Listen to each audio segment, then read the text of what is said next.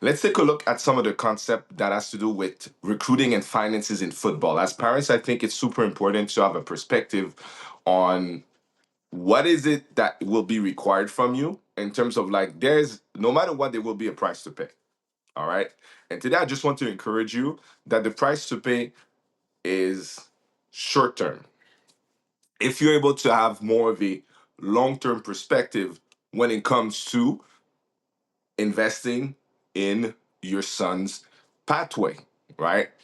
Because some of the times I kind of have with the experiences I have with parents, I think sometimes when we can tend to maybe second guess and question whether or not the work is there, whether or not, let's say in this topic, a prep school actually covers as much fees as possible, simply because it's hard on the moment if you don't have the information to really take in consideration post prep, or in this case, or some cases, post CEGEP. Okay, so what I kind of did is based on the experiences that I've had helping, like I mentioned a lot, guys like Shekai and Bradley, but also knowing that people and parents spend money on off the field expenses, whether it is exposure camps, like as you know, I used to deal with be with CFC. You know, you for sure spend money, of course, on a gym, probably gym membership for your son, or trainers, of course, food and different types of expenses. So just your son alone who plays football comes with a lot of expenses yearly besides school. Now imagine going to a prep school that's going to ask you to pay a certain amount of money. So let's take a look at a scenario, okay? So let's say today you're let's say you're considering your son is someone that would actually make the team for CFC. Okay, so usually someone who actually makes the team for CFC could be paying about $500 throughout the process, more or less, to make the team. That's even besides, and I didn't factor in hotel expenses, food expenses for that week, provided that you actually make the team. Okay, so that's something to consider. Now, let's say someone, okay, and I put Team Quebec tryouts simply because I'll give you the example.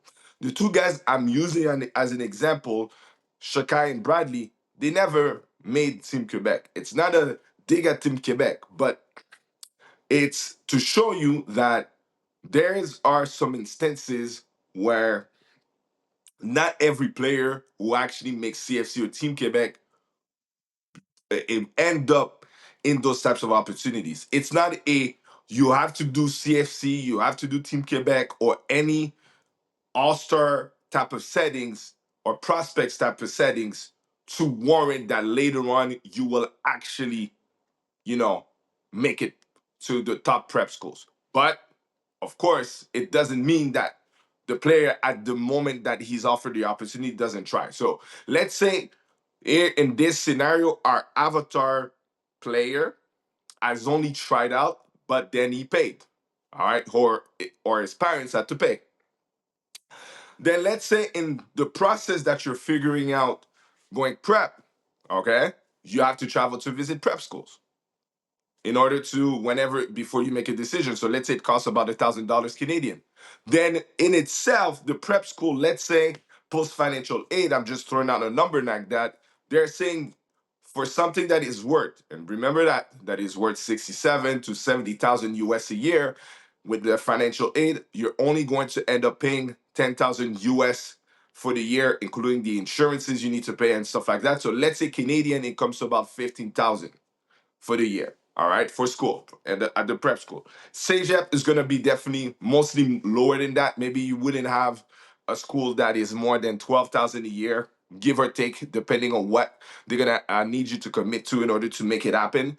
Okay, let's say again, let's say in Shekai's example, okay, he used to go to school, all right, high school in Pierrefonds, then he played for the Lions and the Mustangs. Let's say maybe per year or more or less, he had to pay. His parents had to pay 5,000 per year, right? Just so that you guys can have an example of okay before prep school how much it could cost. Some pay more, some pay less, and other anything that could be pertaining to his education for that said player, more or less, or his football pathway, more or less another extra 10,000 for the year. So let's say you as a parent, you're looking at your budget, you're like, you know what? My child is actually worth maybe more or less 35,000 a year with all of these factors. That's pretty much a lot of people's salaries. Don't you agree? Right?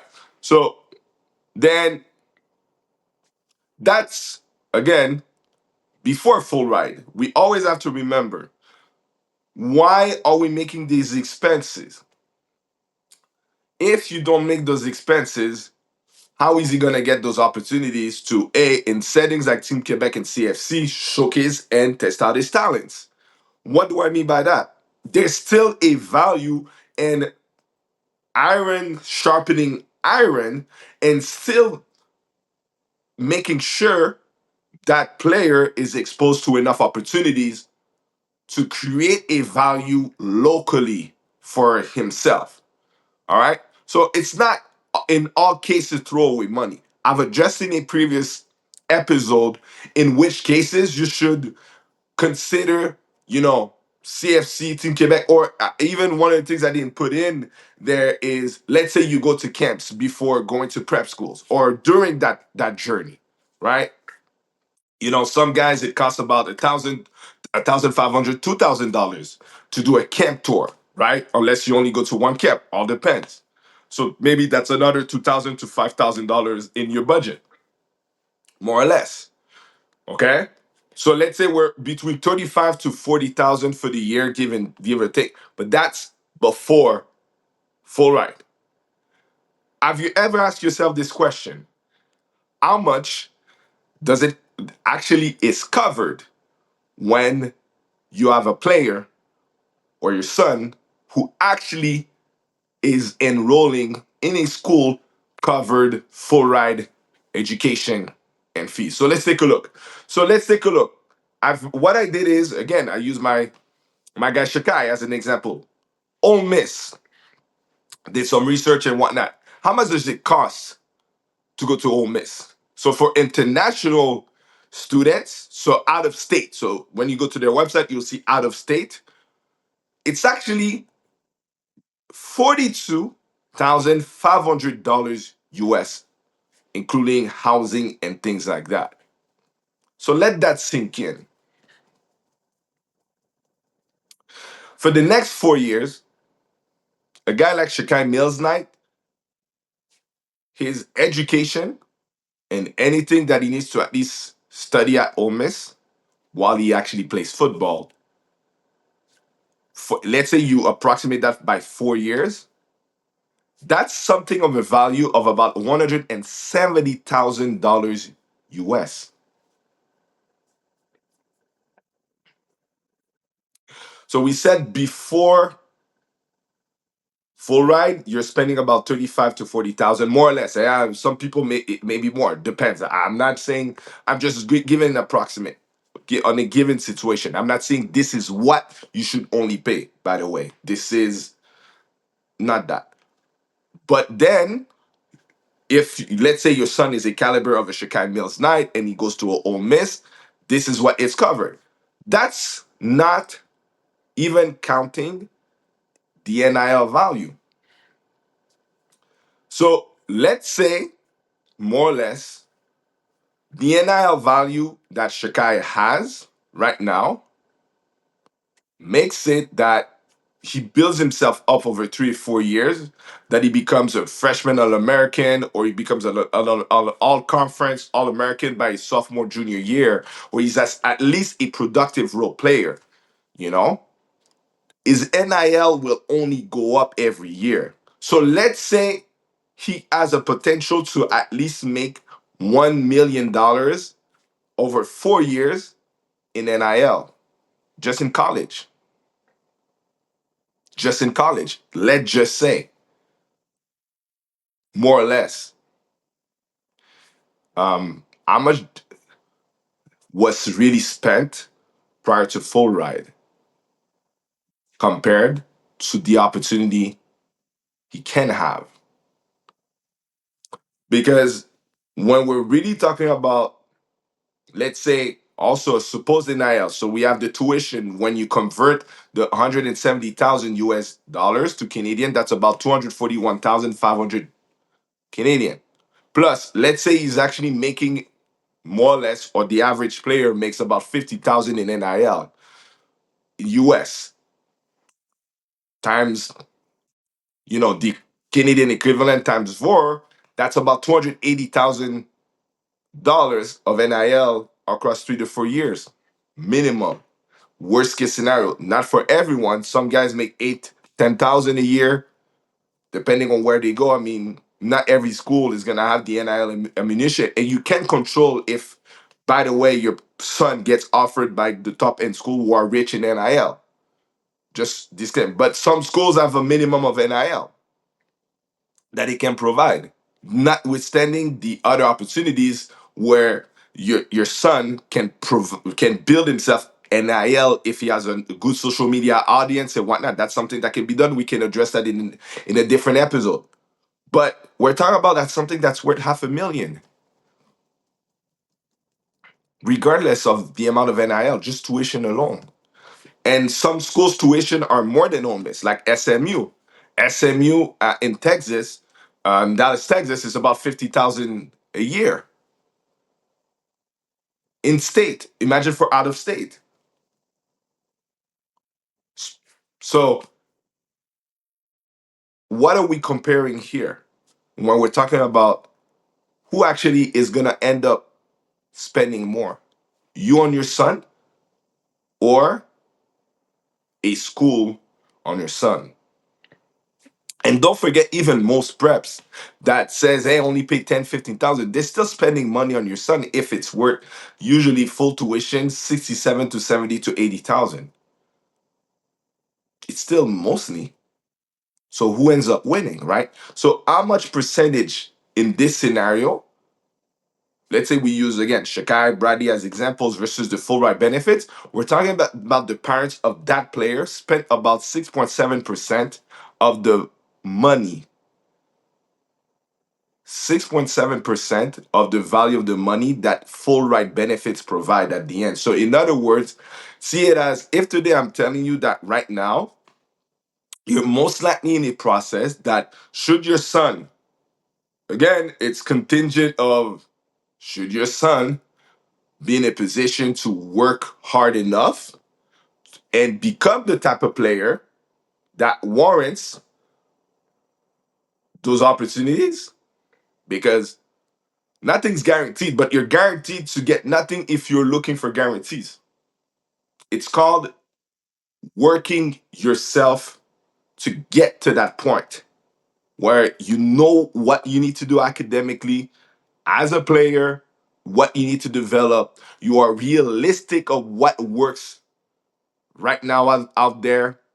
You are inquiring and asking the right questions to the right people, getting the right feedback in a timely manner that is NCAA recruiting calendar compatible. You are being groomed and trained to go to camps with the right attitude and the right training before going to camps. You know which camps to attend because you're getting the feedback. All of this, yeah, how I'm layering in this. It's not just as simple as you're good, you should get offers.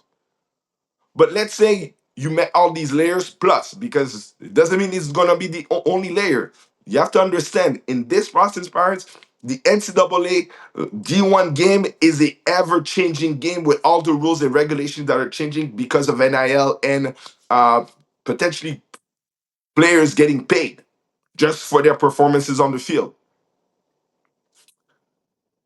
So you're still spending not more than 7 to, maybe if let's say your son is more someone who is a late bloomer and needs to pay, you need to pay a bit more for him compared to his peers to go to prep. But then he's actually following the development in a timely manner. His play on the field reveals it and whatnot. You would have spent not more than 20% of what you're gonna get back. Who actually is spending more? Let's do the math. You are currently overspending relatively to most of your situation for the opportunity for your son to be overpaid, even if the only thing we're overpaying is your son's education, because full ride is overpaying for the value. Because an institution will say, because of the market, we are willing to cover everything full ride so that nothing comes out of your pocket, even though it's only based on what your son has done in high school. Because in some schools, D2, some FCS, they say you need to prove yourself before we see your full ride worth. You can get in as a preferred walk-on. What's a preferred walk-on? Let's say you offer the preferred walk-on status. You will still pay the full tuition, but yeah, it's guaranteed a spot. But at least you're guaranteed the ability to prove yourself until they deem that you are full ride worth. But in most cases in the FBS, if you get offers from the FBS, yes, some offers can be preferred walk-on, but most of them are full ride, just because there's more room. So work to become a FBS type of athlete for your position. Parents, invest in your player to know what exactly you need to pay attention to in order to help your son become a FBS D1 type of player for the position. It doesn't mean that, hey, your son has to be 6'4", 6'5", 6'7", whatever for his position and whatnot. Even if he's relatively undersized, look up what do undersized player relative to his position, how are they compensating athletically in order to make sure that they still meet the parameters that can provide them a recruiting value. Don't just sit on your laurels and take for granted that because your son is able to have a highlight tip relative to where he's playing, that means he should be getting the offers he wants because you want to offer that to him as a Christmas gift. It don't work like that. I'm sorry. If you think that this is a wishful thinking type of business, this type of business is not for the faint of heart. And you have to accept that. This is the type of business and process that you're most likely going to feel more rejected and not minded than you will. But the issue is, if you actually take for granted that those who are getting offers have never been overlooked, never been undermined, because you can only atone for your own perspective and not others, unless you actually work that, then the moment you are able to actually get out of your own shell and just tell yourself this, even when you see a lot of relatively, lots of guys who are getting lots of offers, it's the guys who are able to post offers in volume are less than 1% of the actual players of a given class. That doesn't mean the others who don't post as much don't get offers, but there's a process you need to get into. So get with someone who can coach you up to the recruiting cycle of the NC calendar and tell you what is it that you need to do. And I forgot to actually put something in the expenses, prefer ride, visiting schools, going on unofficial visits. You need to spend that, not just going to camps, but going to unofficial visits, junior days if you're invited, because how can you expect someone deems you to be worth $500,000 of education and benefits if you don't present yourself as a candidate the right way? It can't just be a relationship where, oh, because you have a good tape, here, offer. What type of character are you? What's your parents' character? How do I know you come from a solid background? How do I know you're a trustworthy individual? How do I know that I can really count on you academically not to mess it up and to meet the school standards academically, not just go by with a 2.3 GPA? How do I know that how do I know the real differentiators between you and an American candidate that is overlooked or one that is IN? Why would you be the solution to my problems compared to an American who's local? Have you ever asked yourself these types of questions before you get into a recruiting process? Because you as a player have to be the solution to coaches' problems. So that means, parents, you have to actually make sure to however you spend your money on this recruiting journey, you have to ask yourself this question: am I spending this money to help my son become the solution to someone's problem? Let me kind of track back. It's not because you are currently believing that your son can be, that means you can skip the process of having to pay for something before someone does. Someone has to cover. You are the main person responsible for your son's livelihood until he becomes an adult. And that's just a reality. You can't expect another adult that has bills, whether it's a rent, mortgage, groceries, family to take care, to make the decision just out of the blue to cover for your son if your son there's not a due diligence process that he's been into and he actually puts himself in positions to actually be competitive. So going back to paying for prep schools, even if a prep schools asks you to pay 15, 20,000, but it's in a highly competitive setting, maybe it's the best setting that, although for the price of admission, actually you guys see this is probably his best opportunity.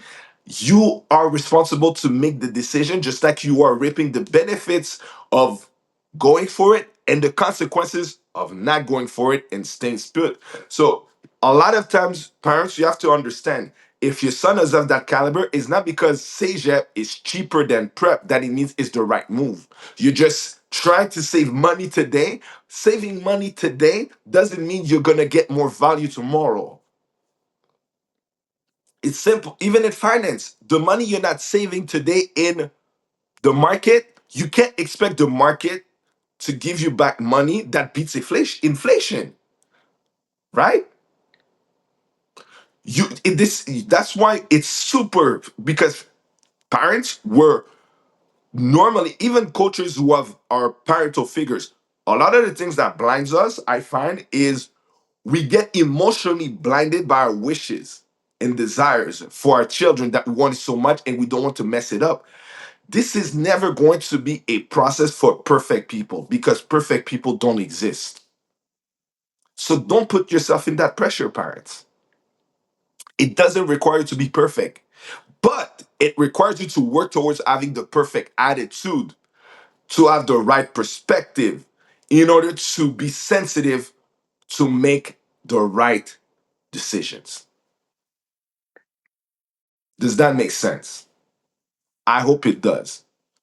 So I hope this episode has helped you a lot in figuring out the value of overspending in the meantime that you help and provide for a training ground, a training process for your child so that eventually they get overpaid as a full ride athlete. So make sure to like, subscribe to this channel, and like this episode, comment, leave your questions in the comment section. Let's create a conversation.